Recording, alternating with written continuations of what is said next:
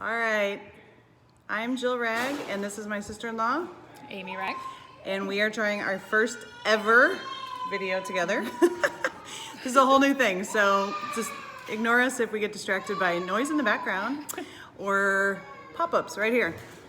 So we wanted to talk today about hosting a crowd. We each have 6 kids, so between us, when we get together, we are up to 16 people, though the baby doesn't really count. So we thought we would talk about just 3 main things, hit a couple topics, and I'm gonna ask Amy some questions and then we'll interact with the answers.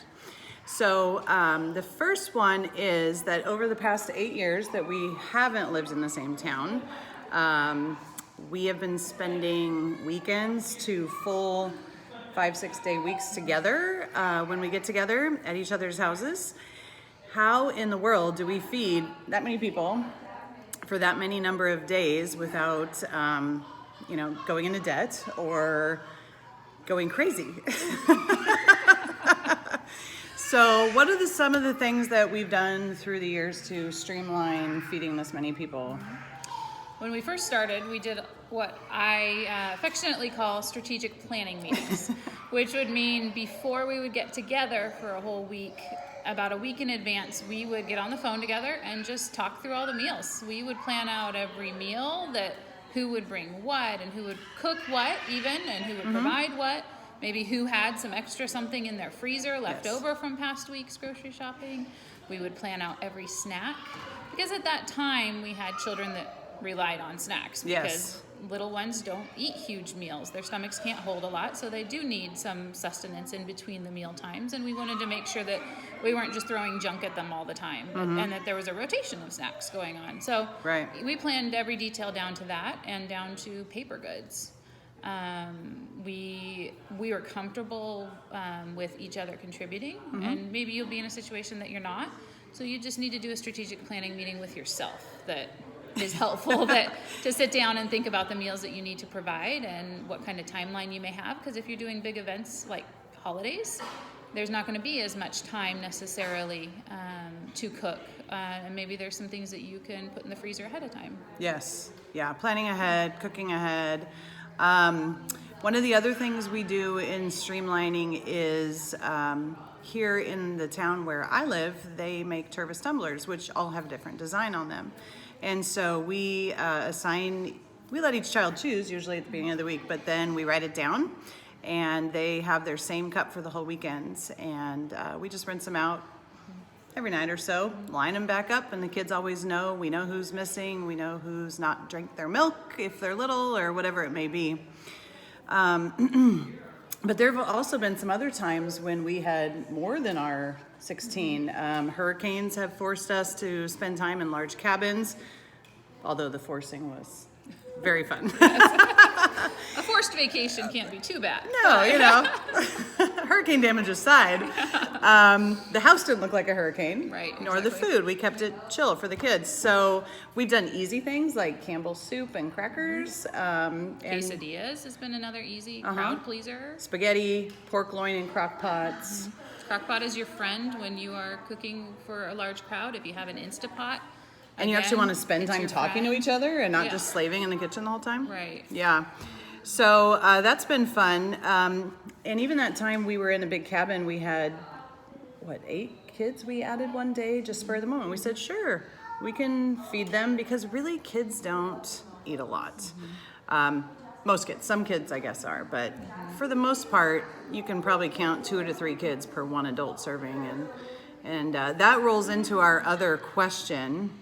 So we've got how to streamline and plan for a big crowd, but also I noticed once we had 4 kids and then more, maybe you noticed this too, people kind of stopped asking us over, because they're like, holy cow, the Rags have so many kids and we can't fit them, we can't feed them, how do I cook for that many people?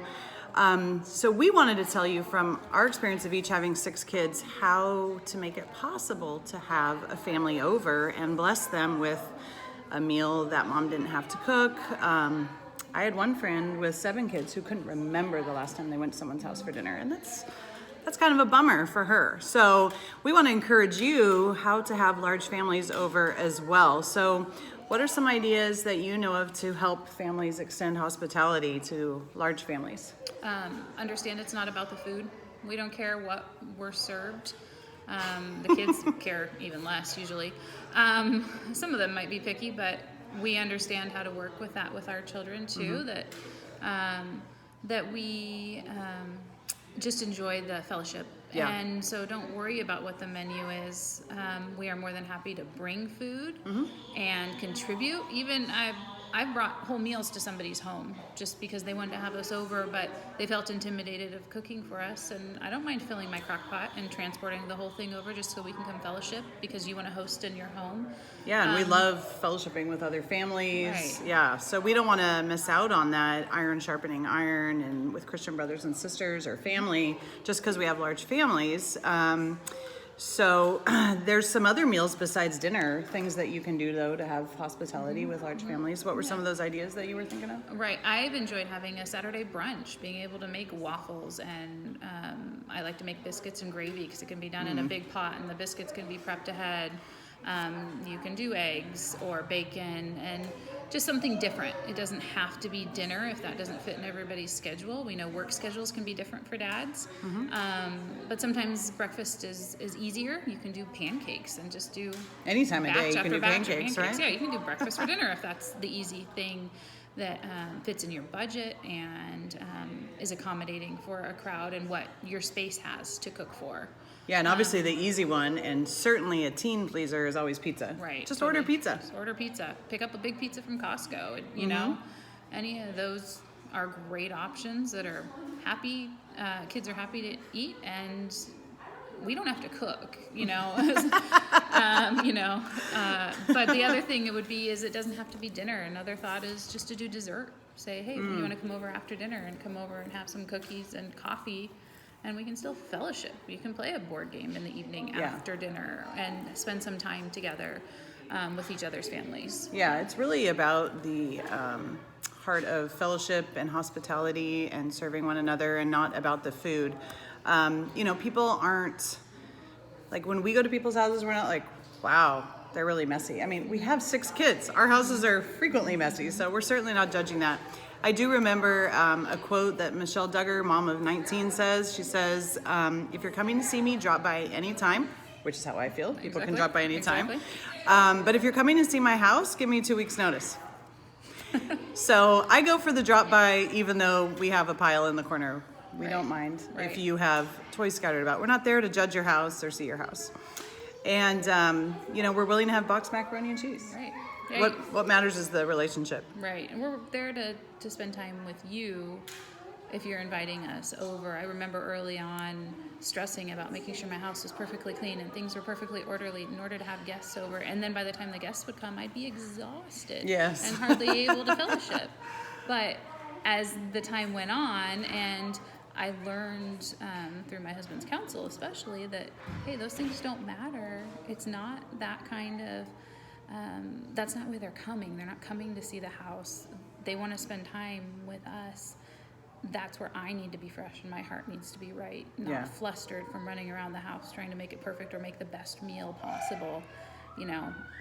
Pick up a jar of spaghetti sauce and a box of noodles, and that's a perfectly acceptable meal. Right. It doesn't have to break the bank. Right.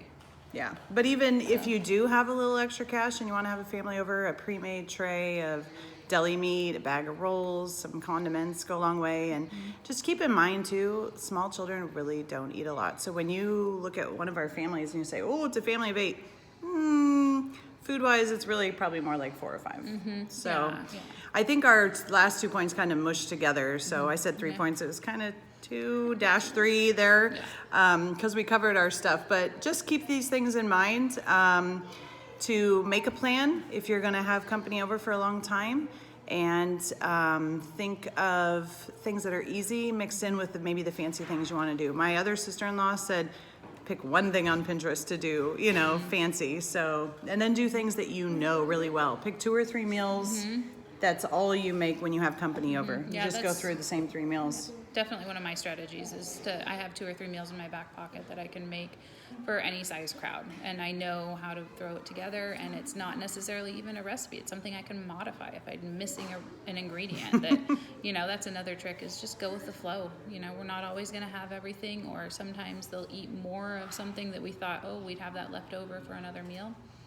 You just kind of have to roll with it, even if you do have what you think is the perfect plan and you think you did every bit of shopping.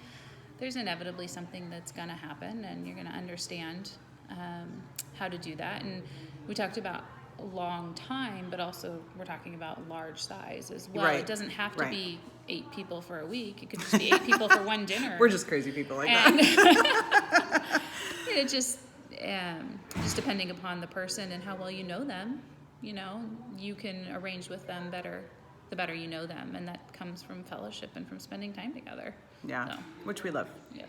So we just want to encourage you, get out there, make your plan, and host some family, or have a family over that either a family from church that you want to show hospitality to, someone you don't think gets invited a lot because they have a lot of kids, or even your friends and neighbors who are unbelievers that you can sit around and talk about what God has done and encourage them with the truth of the gospel.